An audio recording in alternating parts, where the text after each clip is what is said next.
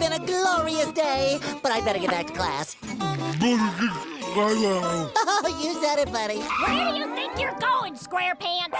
You just got here. Well, I'm sorry, Sandy, but I just gotta get back to class. Sure you can't stay for just a short spell, SpongeBob? I mean, it's such a nice day and everyone's having a good time. Hi, SpongeBob! No, I gave Mrs. Puff my word, and I shall not betray her. Not even for a game of badminton with me and Dale here? Okay, maybe just one game. I'm serving it up, SpongeBob. Ready or not.